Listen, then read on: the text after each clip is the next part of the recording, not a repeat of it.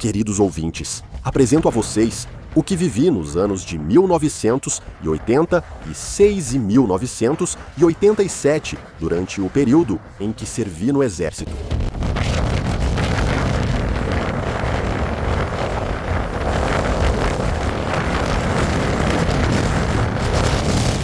Se eu tivesse que caracterizar esse período da minha vida, posso dizer que foi um dos mais difíceis da minha vida. E agora, vou dar mais detalhes sobre esse período no Exército para que eu possa introduzi-los na situação daquela época. Porque para que vocês entendam melhor como Deus trabalha e o quanto Ele é maravilhoso, o quão importante isso é, para que possamos aprender as lições pelas quais passamos, tirar as conclusões que precisam ser tiradas e mudar nossa vida conforme Deus nos conduz, mesmo que às vezes tenhamos que sofrer também. Posso dizer que ele foi incorporado ao Exército em 1986, na unidade operacional de tanques de Murphy-Atlar. Naquela época se chamava Basarab, ou pelo menos a estação se chamava Basarab, porque agora não sei mais, eu conhecia como Basarab. Mas agora olhei no mapa e vejo que está escrito Murphy-Atlar. Depois de terminar o período de instrução, nessa unidade operacional de tanques, isso durou mais ou menos um mês e meio. Todos os pelotões de iniciantes e quem concluiu foi levado para o juramento. Fui levado e fomos transferidos para outra unidade militar, ainda na mesma comuna, Murphy-Atlar, para trabalhar. Então lá havia um acampamento, chamado Acampamento Valea Seaca, onde 2/3 do acampamento eram trabalhadores com suas famílias e um outro terço era cercado separadamente, e era uma unidade militar de engenheiros. Isso. Esses barracões, porque não eram construções de tijolo ou algo assim, eram alguns barracões de madeira compensada. Cada um tinha 2 andares, o térreo e o primeiro andar. Esses barracões não tinham aquecimento nenhum. Os civis ou a parte civil, com suas famílias, se aqueciam com eletricidade. Eles faziam alguns tijolos, nos quais cavavam um sulco, colocavam uma resistência e se aqueciam. Por isso, frequentemente aconteciam incêndios e houve muitas vítimas em que os civis não conseguiram sair desses barracões e acabaram queimando vivos lá dentro. Na nossa unidade, isso não ocorreu porque era proibido fazer fogo ou algo parecido, e não havia aquecimento. Isso não poderia acontecer, pois não tínhamos aquecimento. Isso. Nessas unidades militares, para esclarecer, nessa unidade militar para a qual fomos designados, não tínhamos armas nenhuma. Então, estávamos lá estritamente para trabalhar. Então, não tínhamos nenhum tipo de arma, nem aqueles que faziam a guarda ou os soldados, porque chegava a nossa vez de guardar essa unidade militar, mas sem armas. Então, de fato, estávamos sem armas. Isso. E agora, vou te introduzir mais nessa parte da unidade militar para você entender o que era. Então, havia companhias, pelotões e grupos. Então, uma companhia era formada por mais ou menos 5 pelotões. Cada pelotão era formado por 3 grupos. Cada grupo tinha 14 soldados. Então, toda a unidade militar tinha entre 850 e 1.200 soldados. Às vezes havia mais, às vezes havia menos, dependendo de como eram feitas as incorporações e de como os soldados iam para casa. Então, a rotina de trabalho era mais ou menos assim. Acordávamos às 5 da manhã, íamos tomar café até às 6 e depois, até por volta das 7 horas, era de novo. A chamada da manhã. Depois disso, íamos e embarcávamos nos caminhões e éramos levados ao local de trabalho. Então posso lhes dizer algumas palavras, o deslocamento era feito de forma muito... Então, esses caminhões eram cobertos com lona, mas atrás era aberto, e toda a poeira do caminho, porque éramos transportados por estradas de pedra, na verdade de giz, porque não era pedra, era de giz. E isso levantava uma poeira que entrava dentro dos caminhões e sufocava a gente. Chacoalhava muito forte. A gente se deslocava uns 15 a 20 quilômetros nesse sentido, mais ou menos. Então, Éramos embarcados nesses caminhões, com um pelotão em cada caminhão, e éramos levados ao local de trabalho. Depois disso, cada grupo seguia separado. Então, o local de trabalho era chamado de Tronçon. Era uma certa parte do canal Danúbio-Mar Negro e se chamava Tronçon. Nós trabalhávamos no Tronçon 47, então acho que um Tronçon tinha entre 300 e 500 metros, mas não me lembro exatamente. Então é mais ou menos assim que eu imagino o comprimento. E em cada Tronçon eram designados soldados que trabalhavam. Em um momento de sinceridade com os veteranos, porque nós éramos considerados novatos, sim, com os veteranos, eu perguntei: se vocês compararem a prisão com o que vivemos aqui na unidade militar, qual acham que é a mais difícil? E os soldados, que na maioria vieram da prisão, responderam: é muito, muito mais difícil aqui do que na prisão. Na prisão a gente trabalhava, mas era só para cumprir tabela. Não trabalhávamos tão duro, nem éramos obrigados a seguir essas normas. Agora imagine ter uma pessoa de 18 anos, sim, com 18 anos, pesando 52 quilos. E você tem que prepará-lo. Coloca ele para cumprir uma norma de 8 metros cúbicos de giz escavado por dia. Então, imagina que tipo de trabalho era esse. Ou colocar 2 soldados para carregar um caminhão de 22 toneladas de cimento. Que trabalho extenuante era esse e o que isso significava para esses soldados. Por isso eu comparo esse período como o mais difícil da minha vida. E acho que todos que estiveram lá diriam o mesmo. Mas vamos seguir em frente e vou contar mais detalhes sobre o exército. Depois vamos entrar na parte espiritual também. Vou contar mais detalhes para vocês. Primeiro, a comida. Saibam que a gente comia pão preto. Então, o que significava pão preto? Era um pão pegajoso, azedo, que normalmente, em casa ou na vida civil, a gente dava para os porcos. Então a gente não comia, porque não era comestível. Mas no exército, esse era o nosso alimento. Nunca recebemos pão branco. Para nós, pão branco, um pedaço de pão branco, se por acaso recebêssemos de alguém, parecia que estávamos comendo um bolo extraordinariamente gostoso. Era mais ou menos assim. Depois disso, de manhã, deixa eu contar para vocês sobre o café da manhã. O café da manhã era mais ou menos assim. Era um chá feito de açúcar queimado e água. Então, realmente, tinha gosto de pano de prato, com o qual lavávamos a louça. Então tinha um gosto, se vocês conseguem imaginar, era um gosto ruim. Não tinha nada de bom. Uma vez, quando eu fui para... Popota. Não sei se chamavam de popota. Ok, eu estava de serviço lá, só para não dar outro gosto, além daquele gosto de lavador. Então, o chá tinha outro gosto. Quebrei alguns galhos. Então maçã, porque era inverno. Sem folhas, então era literalmente o galho de maçã. E coloquei e fervi lá naquele caramelo. E teve um gosto diferente do gosto de lavador. Pelo menos, tinha gosto de madeira. E a maçã realmente deu. Então, os galhos de maçã deram um sabor diferente do que era antes. Ok, essa foi a minha invenção enquanto eu estava de plantão no refeitório. Ok. De manhã, eu tomava uma caneca de chá e uma fatia de pão preto, azedo. Então, eles também nos davam mais alguma coisa. Muito pouco, não sei. Um pedacinho pequeno de omelete ou um pedacinho pequeno de marmelada. Então, era uma comida muito, muito pobre. Às vezes, recebíamos espinafre. Uma vez, por curiosidade, peguei porque alguns civis ainda tinham pato. Peguei um pouco do espinafre, mas não comia. Só tinha terra e areia. Quebrava meus dentes. Mas eu peguei um pouco daquele espinafre, que de qualquer jeito eu não comia, e dei para os patos. E para minha surpresa, por mais famintos que fossem os patos e pulassem em cima da comida, de qualquer pedaço de pão. Então eles não quiseram, foram rápido achando que era algo bom, colocaram o bico naquele espinafre e balançaram a cabeça e foram embora. Nem os patos comiam aquilo. Então era isso. Às 10 horas, você ainda recebia uma sobremesa, um pedacinho de marmelada. Quem sabe o que é marmelada? Era uma mistura de peras com maçãs, com gelatina, com água e açúcar. E era uma coisa assim. Hum, Cricosa. Sim, não era ruim. Não era ruim.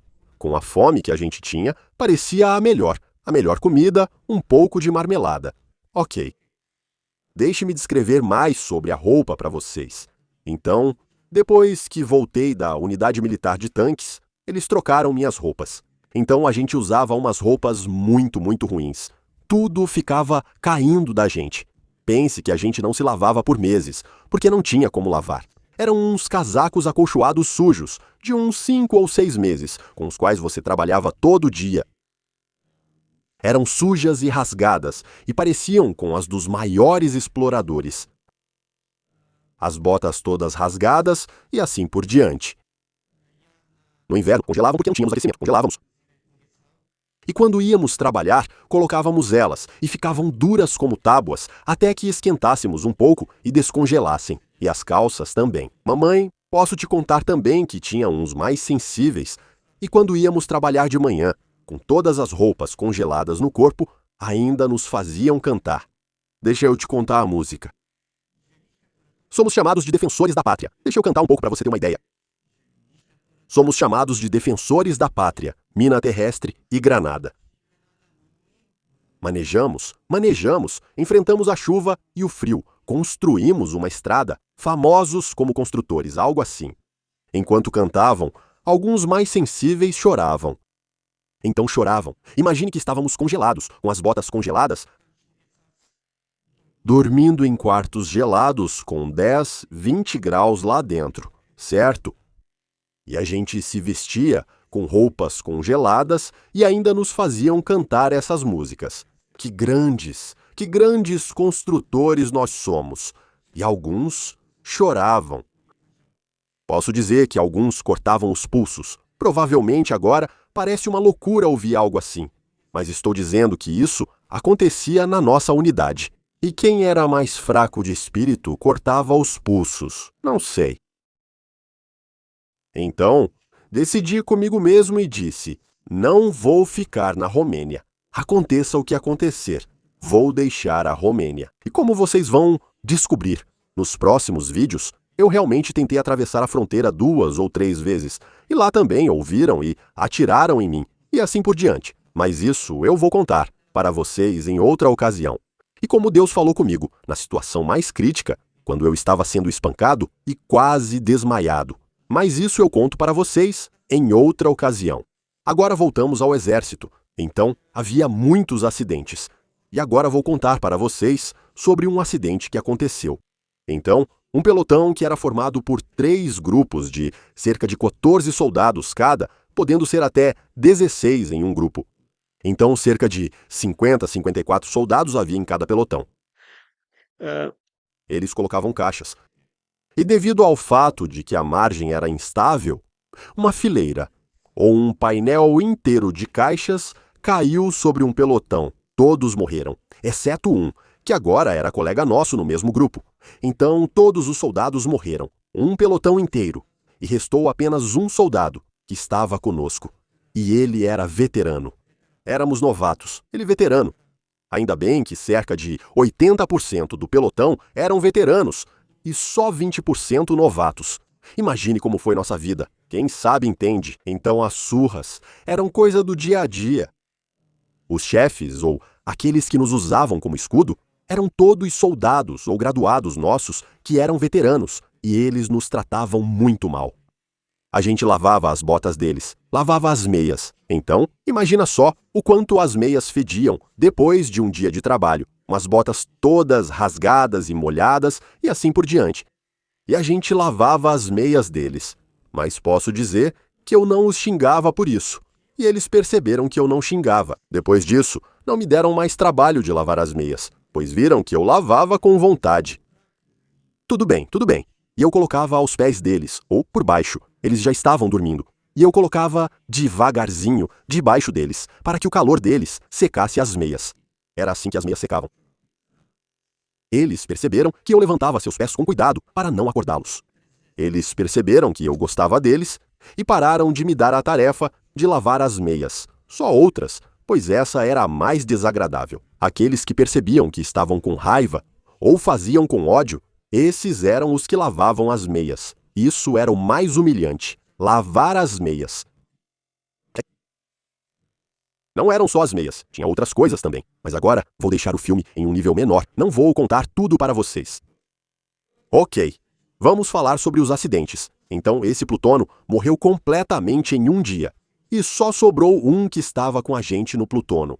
Mas para vocês verem como é muito interessante como a situação muda. O que acontece com esse soldado que, no final das contas, sobreviveu? Não se esqueçam. Vou contar agora o que aconteceu com esse soldado. Então, apesar de tudo isso, depois de passar por tantas atrocidades, ainda veio sobre nós mais um problema. Chernobyl. Foi na época de Chernobyl. De repente, notei que a unidade militar e os soldados estavam muito agitados, sem saber o motivo. Mas não avisaram para nos proteger. Eles olhavam para cima e estavam muito agitados. Notei que não vieram trabalhar conosco e deixaram os soldados irem. Não entendi o motivo, mas se preparavam para o que viria. Veio uma nuvem rápida, caiu uma chuva forte e curta e depois passou. Eu, como soldado, respeitava as normas de proteção. Então, os outros soldados jogavam fora seus capacetes, nós tínhamos capacetes de proteção, certo? De plástico. Jogavam fora os capacetes e andavam assim, mesmo com muita claridade no trabalho. Eu, porém, continuava seguindo as normas, para mostrar o valor do respeito a elas. Eu respeitava as normas e deixava o capacete na cabeça. Mesmo com muito calor, mesmo suando, eu deixava o capacete na cabeça. Veio aquela chuva rápida e choveu. Aqueles que tinham tirado os capacetes, era uma chuva radioativa e a gente não sabia. Caíam tufos de cabelo da cabeça deles. E muitos foram levados e nunca mais soube nada deles. Então eles foram levados para serem tratados, não sei, porque tufos de cabelo caíam da cabeça deles por causa da chuva radioativa. Como deixei o capacete, não tive esse problema. Mas o que aconteceu? Molharam minhas roupas. E imaginem que eu fiquei com aquelas roupas radioativas por meses, porque a gente não sabia que era radioatividade, porque ninguém nos contava nada. Não sabíamos por que o cabelo deles caía. Achávamos que era pelo calor ou por uma chuva fria, inventávamos explicações. Não tínhamos ideia de radioatividade ou do ocorrido em Chernobyl. E agora, se eu for criticar esse período, é que se eu soubesse, pelo menos teria jogado fora aquelas roupas para não ficar andando com elas por meses, roupas radioativas com aquela água radioativa no pescoço. Sei que aquela água radioativa também passou pelo meu pescoço. Mas, por outro lado, não caiu nada na minha cabeça e eu não perdi o cabelo da cabeça. E agora, vamos contar para vocês sobre outro acidente que aconteceu lá, do qual vamos tirar mais lições. Sim? Quero que entremos na parte espiritual. Mas antes disso, quero contar para vocês que este vídeo ou este filminho que estou fazendo, quero que seja também em memória do meu colega soldado. Popam. Este soldado, Pop Yoan, era filho único e era do meu grupo, embora ele tivesse vindo como recruta. Mas o que aconteceu? Em certo momento, os pais dele foram à unidade militar. Provavelmente levaram algo aos oficiais e conversaram sobre o que houve, já que o soldado não foi mais enviado para uma área específica. Na verdade, ele nunca foi para aquela área. Porque os pais vieram logo depois, que nos transferiram para essa unidade militar, vieram e devem ter subornado, eu acho, ou, para não ser tão duro, devem ter dado presentes para os oficiais militares. Ok, porque esse soldado, Pop Yoan, foi levado e colocado na cantina. O que isso significa? Que ele servia na cantina para os oficiais militares. Então ele levava a comida para eles, arrumava a mesa, limpava, ajudava a preparar a comida e assim por diante. Então ele tinha uma vida muito boa. Por quê? Porque ele tinha acesso ao pão branco, que para nós era o melhor doce possível. Pão branco, ao qual, na verdade, nós não tínhamos acesso. Mas ele tinha acesso ao pão branco e a outros tipos de comida que eram muito melhores. Mas pelo fato de ter chegado lá, ele, tendo contato direto com os oficiais militares, começou a não se sentir mais como um biban. Então ele passou a estar em um nível mais alto e a se comportar de maneira estranha. A primeira coisa estranha que mudou em Odata foi que ele era ainda mais alto do que nós. Ele era mais forte, comia no refeitório, tinha o rosto avermelhado, enquanto todos nós éramos pálidos. Aliás, por causa do trabalho exaustivo e de não comer o suficiente, nós ficávamos muito pálidos no rosto, certo? E dava para ver em nós quem trabalhava mais ou menos. Então, aqueles que descarregavam vagões com pedra quebrada eram muito pálidos. Como escolhiam, parecia que mandavam os mais fracos e pequenos para lá. Não sei porquê, eram muito pálidos, enquanto esse soldado, que só comia na cantina e não trabalhava nada, era muito corado, gordinho e saudável, parecia bem, mas era obrigado a se apresentar de manhã e à noite na chamada. E só nesses momentos ele estava com a gente. Então, ele entrava no pelotão. Fora isso, ele não estava. Então, o que aconteceu? Ele sempre tinha, porque a gente olhava na mala dele, pão branco, conservas, tudo o que podia pegar da cantina, porque era assim. Não se esqueça. Então isso provocou ódio entre os veteranos, porque os veteranos não tinham acesso ao pão branco e à comida dele. Houve até uma conversa entre ele e o sargento. O sargento também foi soldado, sim, sargento. Mas ele estava acima de toda a companhia. Então, ele tinha 5 pelotões sob seu comando. Então, 5 vezes 5, uns 200, 300 soldados. Acho que éramos 260. Sim, 260. 270 variava, por volta de 300 soldados. E esse sargento, eu lembro quando ele disse: "Ô Ioane, me dá também um pouco de pão branco." E ele disse: "Não, você tem que comer o pão preto. Esse é para o soldado." E ele zombava até do sargento. O que era muito feio. Eu disse para ele: Ei, Bob Ioan, ô Ioane, não se ache tanto e não se coloque tão acima. Porque, pá, em primeiro lugar, você tem que respeitar o sargento, porque ele ainda é sargento, acima de 300 pessoas. Então, você tem que dar respeito. O engraçado era que o sargento era baixinho, e esse tal de Ioan era muito alto e forte. Pois é, o sargento era baixinho. Eu disse: "Olha, não importa como ele é, você tem que dar respeito e dar um pão de vez em quando. Não custa nada dar um pão branco para ele, porque aqui pra gente também não dão nada. Dá pra ele um pão branco, não vai te custar nada. Sai em 2 fatias e faz uma gentileza, cara." Ele não podia comer pão preto, então agia de forma engraçada e estranha. Depois disso, agora vem a parte mais interessante. Todas as manhãs, ou quase todas as manhãs, ele não tinha outra coisa para fazer além de mexer comigo pessoalmente. Mas eu não sei por quê. Ele vinha e dizia: "Ei, Teodoro Borota, você não percebe o quanto é fraco e pequeno? Você vai morrer dormindo. Você não vai mais acordar vivo de um sono." E eu disse: "Ei, para de falar assim, porque parece uma maldição sobre a sua cabeça. Porque para mim, não parece difícil morrer dormindo."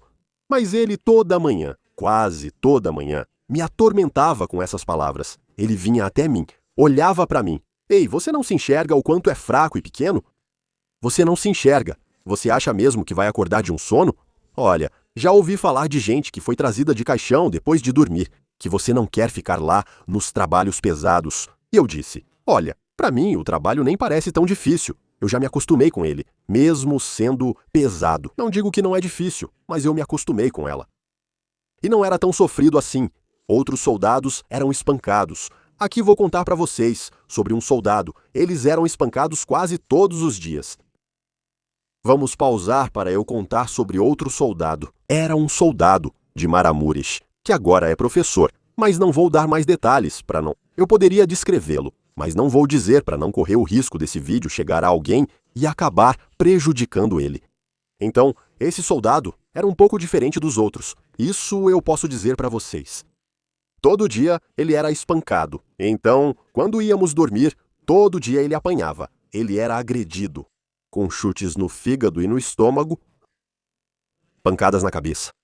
Todo dia. Então eu realmente fiquei pensando quanto tempo mais esse soldado aguentaria as surras que ele estava levando. Então ele era um pouco diferente de nascimento. E por ser um pouco diferente, era muito maltratado. E eu encontrei esse soldado em Baia Mare. E quando o vi, ex-soldado, fiquei feliz. Quis ir até ele para cumprimentá-lo. E eu disse: "Oi", mas ele disse: "Não se aproxime de mim." Me deixa, me deixa. Espera um pouco, eu não te fiz nenhum mal. Me deixa, não quero te ver. Mas por que se não te fiz nada? Ele respondeu, quando te vejo, lembro do momento mais difícil da minha vida. Não quero te ver, nem lembrar daquela época. Esse era o soldado. Eu fico aqui pensando que talvez este país devesse recompensar financeiramente esses soldados que tiveram uma vida extremamente difícil. Eu acho que isso seria o normal, em um país normal. Então, o que eles viveram lá superou muito o que eu, como pessoa, poderia imaginar. Antes de eu ir para o exército, fui até um cara que tinha acabado de ser liberado e morava não muito longe da nossa casa, e perguntei para ele, me diz, como é no exército? Ele foi o único que me contou a verdade. Ele disse mais ou menos assim, cara, você já levou uma surra que foi quase como morrer? Eu olhava para ele, ué, o que esse cara tem? Eu quero ir para o exército para ver armas. Eu gostava de armas. Aí ele disse, cara, espera aí, o exército não é o que você imagina. Então, se você acha que vai aguentar umas surras que são irmãs da morte, então saiba que isso é o exército. Saibam que ele não exagerou. Eu até diria seu nome para parabenizá-lo. Foi o único que me falou a verdade.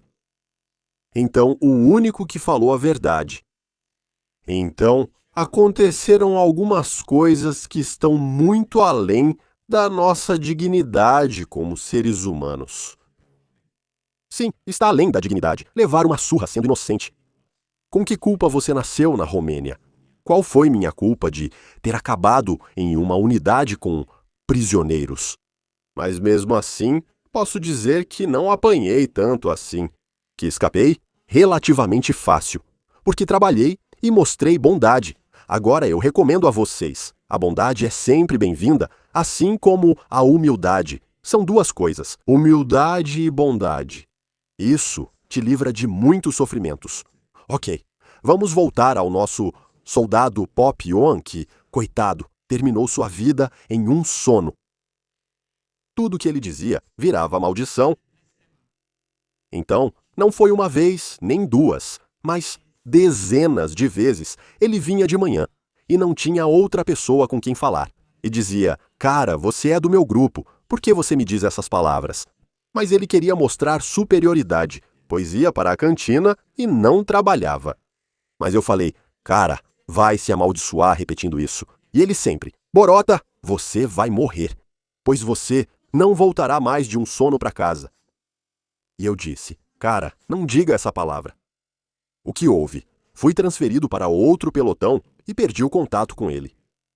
E nem sei mais a continuação da história. Por que ele acabou dormindo? Dormindo, ou seja, no trabalho. Não sei se ele foi demitido ou apenas afastado por um tempo. Não sei te dizer. O que eu sei te dizer? Que no primeiro dia em que ele foi dormir, ou seja, no primeiro dia em que foi trabalhar no canal, ele morreu. Então, no primeiro dia ele perdeu a vida, exatamente como ele dizia sobre mim. Agora veja, isso é uma tragédia. Pense que ele era filho único. Então, imagine o choque que os pais receberam ao ouvir sobre o filho deles que morreu no canal. Eu tive acesso às fotos tiradas pelos peritos criminais. Então, eu tive acesso ao comandante da companhia, que era um locotenente-major de carreira. Não me lembro mais em qual, esqueci agora. Então, eu realmente cheguei ao escritório dele e, estando sozinho, olhava as fotos. As fotos dos peritos criminais. E eu vi o que tinha acontecido. Então, meu colega, Pobioan, tinha sido atingido na cabeça. Ele estava colocado em um concreto estreito e com uma tábua para não dar para ver que ele tinha sido atingido na cabeça, como se ele tivesse sido colocado lá para dormir. Mas, na verdade, ele estava morto e com um ferimento na cabeça. Achei que ele poderia ter sido jogado das caixas e rolado, pois tinha vários ferimentos, não apenas um. Mas as fotos foram tiradas como se quem trabalhava em... Pelo menos teria batido com o gancho. O que eu não acho que foi isso. Mas agora não vamos entrar em detalhes. Então, o que posso dizer é que precisamos ter muito cuidado com o que falamos. E com o que desejamos aos outros, porque pode acontecer com a gente. Olhem um caso que aconteceu exatamente assim. Então, o soldado Pobioan morreu no primeiro dia em que foi trabalhar no canal, e no dia em que não foi mais ao refeitório. Não sei por que isso aconteceu, por que o levaram para lá, quem o agrediu, o que aconteceu. Mas ele foi trazido morto para a unidade militar. Depois disso, não sei mais nada sobre ele. No momento em que os pais vieram, eu nem fui lá, porque não quis ver a dor deles, pois ele era o único filho dos pais. Assim, por isso, vou continuar com: vamos tirar conclusões do que vivi e do que vi quando Deus falou comigo, para que vocês vejam como Deus é maravilhoso, mesmo nas situações mais críticas da nossa vida, e como Ele transforma a maldição ou o nosso sofrimento em uma grande bênção. Você pode dizer, como não pode? Veja que Deus pode, e isso é apenas um exemplo do que está por vir. Quanto ao soldado Pobioan, eu pessoalmente gostaria que Deus o julgasse com muita misericórdia. Pense que ele tinha entre 18 e 19 anos, provavelmente já tinha 19 anos. Então, um jovem de 19 anos não dá para dizer que pensa muito. Agora, se olharmos para as Escrituras também dizem jovens inexperientes. Jovens inexperientes. Então, a pessoa erra também pelo fato de não ser experimentada. Ele é colocado em situações de escolha e decide por si mesmo. Um homem inexperiente não sabe como agir em uma determinada situação. Por isso, eu oro para que o Senhor o julgue com muita misericórdia em tudo o que ele fez. Mas ainda assim, para que possamos tirar uma lição do que aconteceu, eu gostaria de ler para vocês Romanos 12:14. 2 pe cu versetul 14. Abençoem aqueles que os perseguem, abençoem e não amaldiçoem. Então, o que o apóstolo Paulo quer nos incentivar aqui?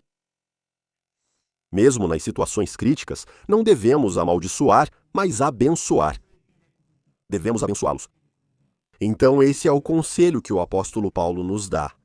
Então, mesmo que tenhamos sido perseguidos, devemos abençoar.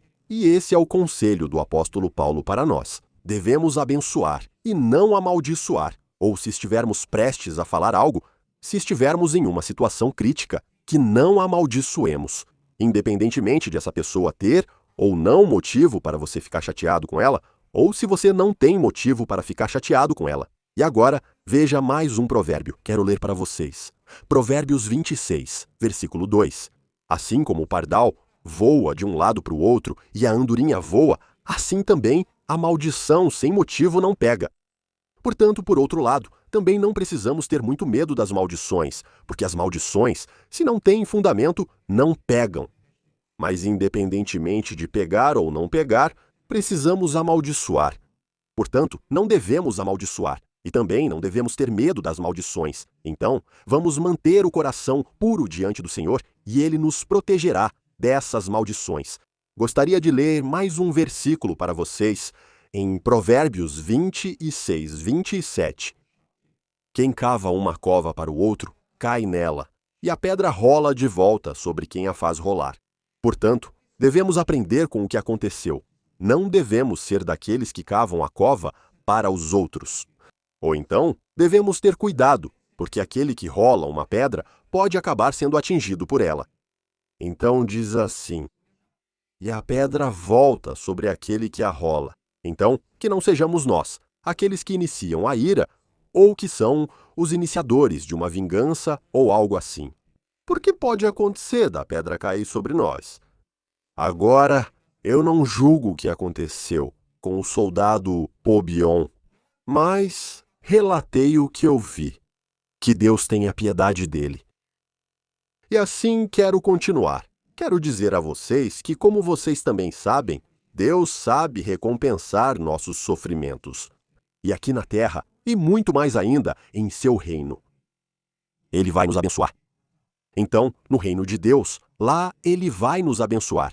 Às vezes, Ele recompensa ou transforma uma maldição e uma situação desfavorável para nós. Ele pode transformar isso aqui na terra também, em nosso favor. Por quê? Para que possamos ver como Ele trabalha. Mas o que é ainda mais certo é que Deus vai reverter essas situações desfavoráveis em nossas vidas. No seu reino, elas serão recompensadas para nós. Olhem para uma palavra ou um versículo escrito em algum lugar. Provem e vejam como o Senhor é bom. Então, nossa vida deve ser um período de provações e de experimentar, de verificar, de entrar em contato com Deus em situações extremas. Mostrarei o quanto Ele é bom e apresentarei duas situações a vocês. Uma menos engraçada. Ahn, E agora, pode parecer muito estranho, mas saibam que naquele momento não era uma situação tão anormal assim. Posso dizer que depois de um tempo, eu também cheguei, veterano, no exército, e chegou um novo ciclo. E nós éramos 3 veteranos, levados para sermos comandantes de grupo e trabalhar com aqueles, como eu disse, recrutas, com os que vieram depois para o exército. Eles eram mais jovens no ciclo do que nós. E esses novos, Noi os novos recrutados no exército, estavam cheios de piolhos quando chegaram à nossa unidade. E claro que a primeira coisa, eles foram verificados, viram que estavam com piolhos e eu raspei a cabeça deles. O que houve? Até nós, veteranos, pegamos piolhos. Então eu fiquei cheio de piolhos. E agora era uma situação bastante incômoda para nós cortarmos o cabelo. Nós que já éramos comandantes de grupo, ter que raspar a cabeça igual aos recrutas. Porque a única diferença entre nós e os recrutas era que todos nós tínhamos as mesmas roupas, igualmente rasgadas e sujas. Mas pelo menos nós, os veteranos, tínhamos cabelo na cabeça. E era assim que nos diferenciávamos, não era por ter patente ou algo assim. Por isso nossa aparência era diferente da dos recrutas. Só tínhamos cabelo na cabeça, o resto era raspado. Foi uma situação crítica, porque fiquei cheio de piolhos. E agora eu ia para... Esqueci como se chama o médico da unidade, mas esqueci como se chama a enfermaria. Na enfermaria. E claro que a primeira coisa era raspar o cabelo zero e depois te davam umas soluções para passar na cabeça e assim por diante, mas eu não quis fazer isso. Eu disse, Senhor, eu orei e disse, Senhor, eu realmente não gostaria de raspar o cabelo zero, de ser tão humilhado. Eu queria deixar meu cabelo na cabeça porque eu ia ser libertado. E eu queria ser libertado. Zero. E eu orei ao Senhor, e de repente senti no meu coração. Agora vou lhes dizer, nós no exército não tínhamos lojas. Pode parecer estranho o que estou contando de lá. Não existiam lojas para você ir ou tempo. Você não tinha tempo para ir a algum lugar na cidade comprar algo. Não tinha quando. Mas nós indo para a refeição, no refeitório, o refeitório ficava dentro do acampamento. Então fora da unidade militar, então fora da unidade militar, e íamos ao refeitório. E me veio muito forte na cabeça, orei ao Senhor, não queria raspar a cabeça, e me veio muito forte na cabeça para ver que Deus cuida até das coisas pequenas, não só das coisas grandes. A exceção ocorre quando você é testado em certa situação. Nesse momento, Deus não responde para observar suas ações, porque você está sendo testado. Mas com os piolhos, não senti que foi uma provação para mim. Não era uma provação do Senhor assim. E veio ao meu coração de ir até uma certa família. E pensei, poxa, mas como vou até lá? O que vou fazer? E tanta vergonha até de dizer para eles que estou cheio de piolhos. Mas eu disse, olha, vou seguir em frente. Vou lá. E indo para a mesa, passei por essa mesa e fui até a família em questão. Era uma família de cristãos com várias crianças pequenas e assim por diante. Fui até eles, conversei com eles, e agora o que eu faço? Ah, vou contar para eles. Eu disse, olhem, fiquei cheio de piolhos e não sabia de onde vieram. Ele disse, sem problema, veja, meio litro de álcool. Você vai, se lava com ele, mas sem água, só álcool e sabão. Esfregue bem, bem na cabeça, o máximo que aguentar. Depois, você enxágua com água, que era bem fria, pois não havia chuveiros quentes no exército. Não pensem que lá tinha água quente para tomar banho. Isso era uma vez por semana, ou por mês, não me lembro exatamente, acho que era por mês. Era em um cômodo específico, então você precisava ir até lá. Não posso contar tudo para vocês, porque quero manter a moralidade do filme. Então a gente se lavava com água fria. Ele dizia, aqui está metade de álcool, se lava, esfrega bem só com álcool, aguenta o máximo e depois enxágua com água fria. Você se lava com água Foi assim que eu fiz. E eu fiz isso 2 vezes e me livrei dos piolhos. O Senhor cuida de mim até nos detalhes, mas deixa eu te contar uma coisa maior e uma coisa que eu gosto, e como Deus transforma coisas feias ou difíceis da nossa vida em bênçãos. Saibam que assim Ele fará também no céu. O que vivemos aqui na terra, com dificuldades e passando por certas provações, Deus nos promete que Ele transforma em bênçãos. Olhem só o que eu vivi. Eu estava em uma área onde trabalhávamos muito duro, trabalhávamos com uma ferramenta de cavar chamada CEA-14, para quem conhece. Para quem não conhece, eu explico. É um tipo de ferramenta pneumática. Então, para não usar a picareta, porque se usasse a picareta, você tirava muito pouco, só um pedacinho pequeno de giz, porque o giz era muito compactado. Então a gente trabalhava com um martelete, né? Com uma ferramenta pneumática que batia junto com um prego. E aí você conseguia tirar mais, não se cansava tanto e conseguia cumprir a sua meta. E eu trabalhei no exército com essa ferramenta CA-14, e o que você acha que aconteceu quando fui para a vida civil? Depois que voltei para casa, passaram-se alguns anos, me privatizei, também tive uma empresa e produzi essas ferramentas, e ainda continuo produzindo. Ainda produzo ferramentas para marteletes. Somos uma empresa pequena e a produção não é grande, mas sigo trabalhando nisso. E eu, com muito esforço, depois do que vivi no exército, consegui ganhar dinheiro. Então, eu era o único no país, naquele momento, que produzia ferramentas pneumáticas e perfuratrizes e para mineração, que são usadas internamente para fazer buracos na rocha, certo? Com isso, você deslocava a rocha com o CA-14 ou com essas ferramentas de escavação. Eu também produzi outras coisas. Ok, então acabei ganhando muito dinheiro com aquilo que foi mais difícil para mim no exército, cavar com essas ferramentas de perfuração. Então Deus pode transformar uma situação ruim na nossa vida em uma bênção. Precisamos ter paciência. E outro segredo é estar satisfeito em qualquer situação. E em uma situação difícil, é aí que você está preparado para que Deus lhe dê uma bênção. Quando você está satisfeito, se você passar a vida toda insatisfeito e aconteça o que acontecer, você sempre reclama e está insatisfeito diante do Senhor. Então, não espere que Deus mude a situação em que você está, porque você ainda está passando por uma provação. Você precisa passar pela provação para que Deus possa te abençoar. Mas agora, não vou entrar em detalhes porque temos outro tema. Eu gostaria de dizer mais uma coisa para vocês. Sabem, é muito fácil dizer que você teve sorte ou que o que aconteceu foi uma coincidência. Saibam que eu, pessoalmente, depois do crescimento espiritual que o Senhor me deu e depois do que entendi na palavra do Senhor, não existe sorte nem coincidência. Sorte significa bênção e coincidência significa a mão de Deus em nossas vidas. Mas, se usamos essas palavras sorte e coincidência, é prova de que temos incredulidade no coração. Nós falamos assim para nos enganarmos e resolvermos rapidamente os problemas que nem queremos ver. Achamos um atalho. Porque somos obrigados a acreditar em Deus. E porque não queremos acreditar em Deus, então dizemos, tive sorte, ou essa situação foi uma coincidência.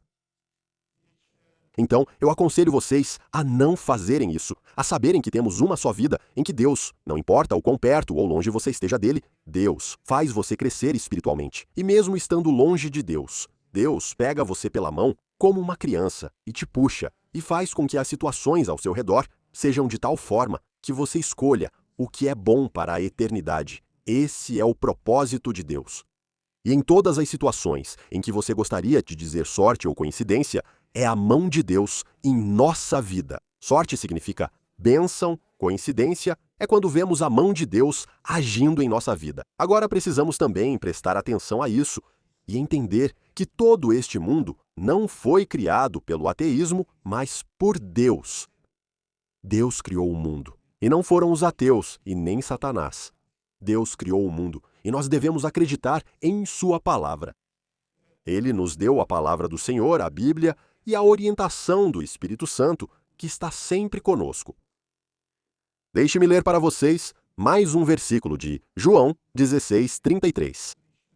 Olhem o que diz aqui João. Eu lhes disse essas coisas para que tenham paz em mim. No mundo vocês terão aflições. Tenham ânimo. Eu venci o mundo. Então, vejam o que nos espera, mesmo sendo cristãos, o que o mundo nos reserva. No mundo vocês terão. Eu lhes disse essas coisas para que tenham paz, para que não percamos a paz. Por isso, o Senhor Jesus nos disse isso, para que não percamos a paz. Eu lhes disse essas coisas para que tenham paz em mim. No mundo vocês terão aflições, mas tenham ânimo. Eu venci o mundo. Então, o que Jesus nos ensina aqui? Que estamos no mundo, somos provados e teremos provações, mas não devemos perder a paz e a tranquilidade nele. Porque ele venceu o mundo e nós também devemos vencê-lo. Então, o que significa vencê-lo? Dominá-lo, dominar nossa vida e não deixar que maldições saiam da nossa boca, não permitir que o desespero venha sobre nós e que a paz permaneça sobre nós. Nós não comandamos este mundo, nem o levaremos conosco. Ele ficará aqui. Nós apenas aprendemos. Estamos eu gosto de dizer isso, em uma escola perfeita de Deus, da qual ninguém pode copiar. O que digo agora é interessante. Saibam que nem aqueles que morrem por pouco tempo e são levados à eternidade, ao inferno ou ao céu, nem eles podem copiar. Eles não podem trazer nada de lá, porque Deus não permite isso. Então eles não podem copiar. E lhes é dado de acordo com a fé que temos e que eles têm. Porque Deus é justo com todas as pessoas. Aqui é uma escola da qual você não pode copiar de jeito nenhum. É a régua de Deus. Diz que se acreditarmos fortemente, veremos que tudo ao nosso redor trabalha para o nosso bem. De quem? Daqueles que acreditam. Então eu aconselho todos vocês a acreditarem. E para que o mundo e o que acontece ao nosso redor seja para o nosso bem e não para a nossa condenação. Deixa eu ler mais um versículo para vocês. Na verdade, 2 versículos, que encontramos em Mateus, capítulo 5, versículos 10 e 12. Felizes os perseguidos por causa da justiça, pois deles é o reino dos céus. Felizes serão vocês quando por minha causa as pessoas os insultarem, perseguirem e disserem todo tipo de coisa má e falsa contra vocês. Alegrem-se e fiquem felizes, porque a recompensa de vocês é grande nos céus, pois assim também perseguiram os profetas que vieram antes de vocês. Então, o que o Senhor quer nos dizer aqui? Se suportarmos as provações, se perseverarmos, uma grande recompensa nos espera no céu. E quando Deus diz isso com a própria boca, então podemos ter certeza de que uma grande recompensa nos espera no céu. Muito maior do que essas pequenas recompensas que vemos ou recebemos aqui na terra. Pensem que muitos de vocês trabalham, talvez muito e duro, e pelo trabalho que vocês fazem, recebem um salário. Vocês nem sempre ficam satisfeitos com o que recebem. Ou talvez, às vezes vocês fiquem satisfeitos, mas não se esqueçam que a verdadeira recompensa só vem na outra vida, não aqui. Lá receberemos a recompensa real pelo trabalho na terra. Agora recebemos uma recompensa diferente. Pouca, mas Deus nos dará a verdadeira. E quando ele diz assim, alegrem-se e regozijem-se, porque a sua recompensa é grande nos céus. Assim também, perseguiram os profetas antes de vocês. O que ele diz? Porque a sua recompensa é grande nos céus. Que Deus assim nos ajude e ajude vocês também, queridos ouvintes. Obrigado por me acompanharem e espero que me acompanhem também em outros vídeos que eu... Até logo!